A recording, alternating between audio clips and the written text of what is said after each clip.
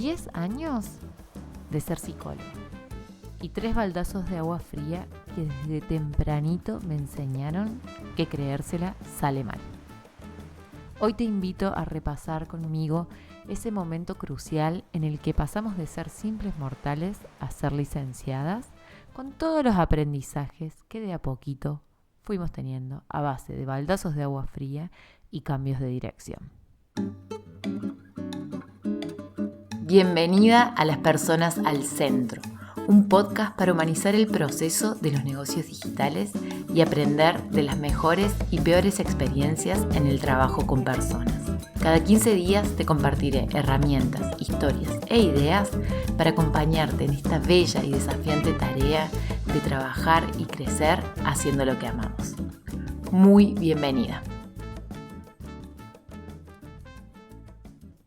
Hace exactamente 10 años me estaba preparando para rendir mi trabajo final, mi tesis, mi tesina, mi práctica. Ese momento cúlmine de las carreras universitarias de este lado del mundo, donde después de 5 años de cursado, que en mi caso fueron 6, un año de prácticas y los reglamentarios 6 meses de burocracia, daban cuenta de que yo era licenciada en psicología, psicóloga. La primera en toda una línea familiar en tener un título universitario. Ese título que lo había englobado todo, que había definido mi identidad, mis búsquedas, mi agenda durante años, estaba ahí, a un día de distancia. Llevaba 1 o 2 semanas durmiendo mal y soñando mucho con una escena, la peor escena, la escena más temida. Que me llamaban desde la universidad y me decían que me faltaba una materia o que me había olvidado de rendir un examen y que entonces tenían que postergar mi recibida y obligarme a rendir en poquito tiempo. No sé vos, pero yo, habiendo cursado en la Nacional, que teníamos puras materias anuales, los finales eran de terror, eternos, dificilísimos. Y en el último año yo había cometido el error de dejarlos amontonar y había rendido 10 en menos de un año. Así que el peor escenario posible era que me apareciera uno de debajo de la galera y que tuviera que hacerle frente. Obviamente estos sueños no tenían ni pies ni cabeza y en realidad reflejaban mucho más mi propia ansiedad que una posibilidad real. Así llegó el 31 de mayo y me fui a la mañana a la universidad. Rendíamos al mediodía y ya nos esperaban amigas y amigos. Nos encontrábamos con mi compañera de tesis, porque sí, teníamos la suerte de poder hacerla en grupo. Y entrábamos a defender eso que habíamos escrito con tanto corazón, con tantas ganas y con tanto tiempo. Habíamos ensayado 27 veces. Habíamos hecho un presi, que en aquella época era tecnología de punta para la universidad. Y estábamos listas para darlo todo. Lo dimos todo y nos sacamos un 10. Un muy merecido 10 que nos hizo poner muy contentas. Pero lo que más contentas nos puso fue que al salir nos esperaban decenas de personas. No sé cómo es donde vos sos, pero acá tenemos la tradición de que el día que te rendís el trabajo final o el último examen, te espera tu familia, tus amigos y a veces mucha gente conocida que no es tan cercana para tirarte huevos, romperte la ropa, colgarte carteles y salir a caminar hecho una especie de carnaval devenido en persona. Nuestro festejo fue una fiesta que recuerdo y añoro y celebro porque además tuvo algunos hitos familiares muy especiales. Era el 2013 y yo me estaba preparando para viajar el mundo. Sabía que al año siguiente me iba a ir, pero me quedaba por delante un año en Argentina. Es que había decidido que el primer paso fuera Nueva Zelanda y los tiempos de las visas y los pasajes y las temporadas me requerían 12 meses en Córdoba capital. De más está decir que el día después, además de resaca, tenía muchas más preguntas que respuestas. Las primeras semanas se sucedieron entre dormir mucho, recuperarme, seguir soñando que me faltaba rendir algún examen y presentar los papeles para recibir el título final. Pero apenas dejé de estar en tarea, apareció la pregunta: ¿y ahora qué se viene? En esas épocas yo teníamos un emprendimiento con Iñaki, mi pareja, de ropa, que nos iba muy bien, vivíamos cómodamente de él. Vivíamos más cómodos de eso que si yo trabajara de lo que estaban trabajando mis compañeras recién recibidas de psicólogos. Entonces yo decidí que si iba a buscar un trabajo iba a ser de algo que me gustara, que me apasionara. Total, Pata, que ese era nuestro emprendimiento, nos daba para vivir tranquilamente, sin urgencias, sin apuros, sin demasiado dolor de cabeza. En esas épocas, alrededor de la recibida, empecé entonces a pensar, bueno, ¿qué sí? Si ya sé que no, las integraciones y el acompañamiento terapéutico yo sabía que no, ¿qué era lo que sí quería hacer? Y ahí yo sabía que era trabajo institucional, sociocomunitario, de mi área, de mi expertise, ese para el que me venía preparando, del que tanto sabía y del que tanto había estudiado. Y aparecieron 3 oportunidades. Entre ese otoño y ese invierno aparecieron 3 oportunidades. Cualquiera de las 3 estaban prácticamente hechas a mi medida. Una era la posibilidad de presentar un proyecto de extensión junto a Daniela, mi compañera de tesis, esta con la que nos habíamos sacado un 10, y que hacíamos cosas súper bonitas, escribíamos súper bien juntas. Bueno, en realidad escribía bien Daniela, yo medio que armaba un par de ideas y le ponía onda. La cuestión es que presentamos un proyecto que estaba precioso para trabajar intergeneracionalidad y no sé qué otra cosa. Bien de estudiante universitaria recién recibida usar esas palabras que ni nosotras podemos pronunciar. Pero bueno, cuestión, presentamos un proyecto divino, teníamos avales, firmas, colores, currículums, tantos papelitos que decían que teníamos lo mejor para dar, que lo entregamos sumamente confiadas. Era en un formato medio de concurso donde competíamos con otros y donde la universidad destinaba ciertos fondos a ciertos proyectos. Nos dijeron que el nuestro estaba bueno, nos lo aprobaron, pero no nos dieron ni un peso. Y si no nos daban ni un peso, ese proyecto ya no era una posibilidad de trabajo. Así que ahí se fue el primer gran sueño, el que estaba casi al alcance de la mano, el que prácticamente dábamos por sentado que iba a suceder. ¿Listo? Cosas que pasan, proyectos académicos, la universidad, pasamos. La segunda oportunidad que se me ofreció fue la de coordinar un CAG. Los CAG eran los Centros de Actividades Juveniles. Era un programa nacional que estaba interesante, que habilitaba actividades como más comunitarias y artísticas en los espacios escolares, o sea, en escuelas, pero por fuera de la escuela. Era algo medio raro, un híbrido, ideal para estudiantes de psicología sociocomunitaria y todo ese show. Me presento, no solo en mi pueblo, no solo con contactos directos, sino que mi madre era la directora anterior del CAG. Y a mi madre la habían llamado, la habían convocado, le habían pedido por favor que ella lo fuera. Y ella obviamente me recomendaba. Llegué cancherísima, la tenía clarísima.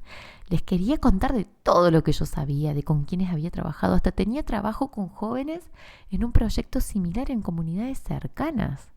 Había sido parte de una experiencia por 2 años de cultura itinerante que prácticamente tenía un formato CAG en algunos sentidos. Estaba lista para que me dijeran cuándo íbamos a empezar. Se presentó también una chica, una trabajadora social, que tenía experiencia en otros rubros y que parecía bastante tímida.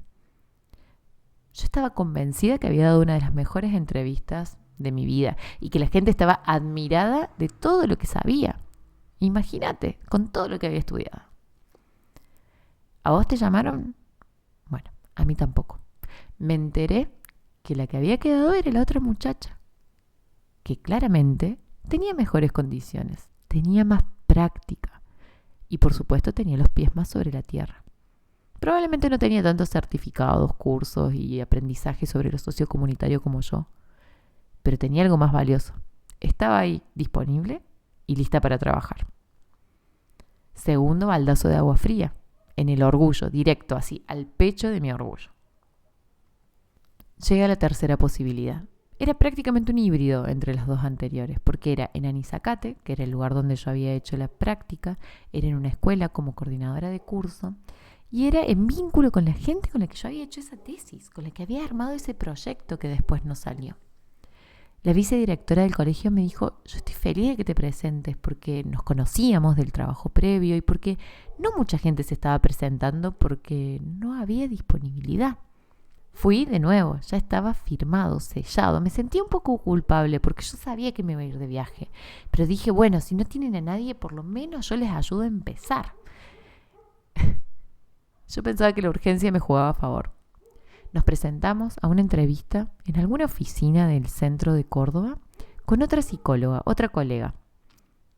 Imagínate si habremos sido malas en las entrevistas las dos, que decidieron convocar de nuevo. Ninguna de las dos llenó los zapatos, ninguna de las dos estaba a la altura ni en condiciones de trabajar de eso. Tercer baldazo de agua fría. Y ya se acercaba la fecha en la que yo iba a saber si tenía la visa o no, si me iba a ir de viaje a Nueva Zelanda o a dónde iba a viajar. Así que desistí de buscar trabajo como psicóloga. Y esos 3 baldazos quedaron circulando, rotando y haciéndome recordar de algo que en aquel momento no lo descifré, pero que hoy, 10 años después, quiero llevar el centro al frente y recordármelo. Con un poco de amor, ojalá con un poco de humor y con ganas de seguir aprendiendo de eso. Hoy miro a la Valentina que creía que se iba a comer el mundo y que el mundo la estaba esperando para que ella despliegue todo lo que había aprendido juntando papelitos, y la abrazo y me da ternura. En ese momento me dio vergüenza, porque ¿cómo podía ser? Tan confundida estaba. Algo tiene que haber salido mal, algo yo no estaba entendiendo.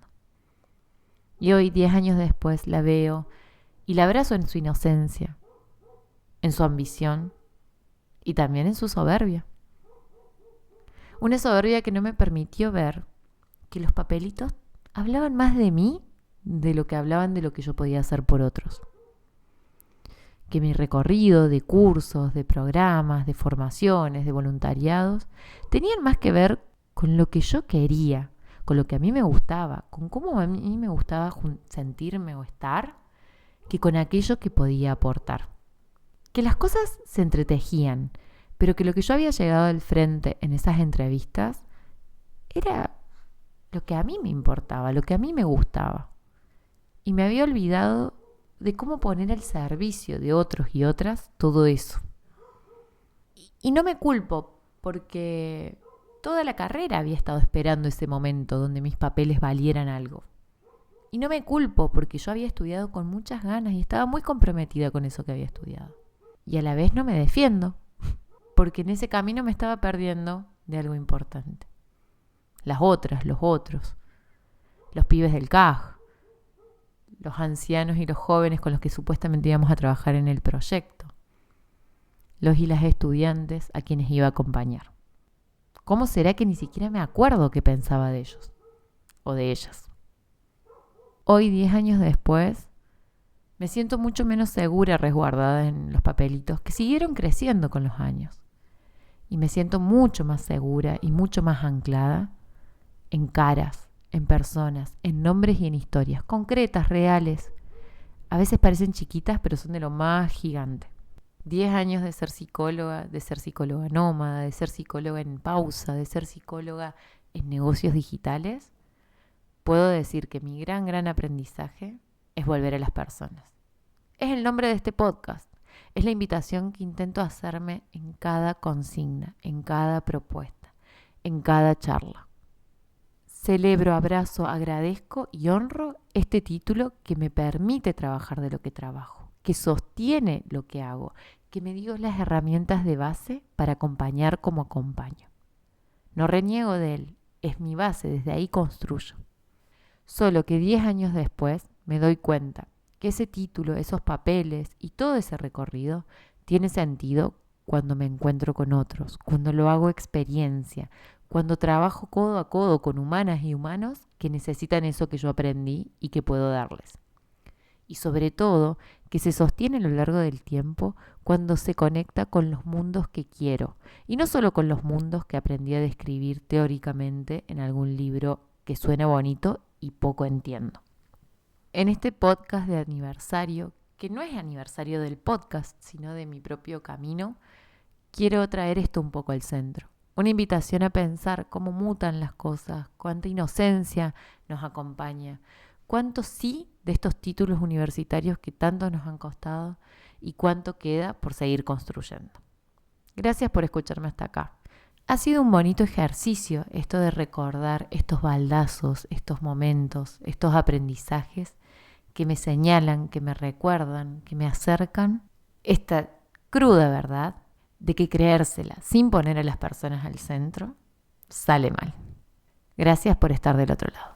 Antes de irme, quiero agradecerte por haber llegado hasta acá, por haberte quedado, por haber escuchado, por haber vuelto si ya nos conocíamos o por haber llegado si sos nuevita en este territorio.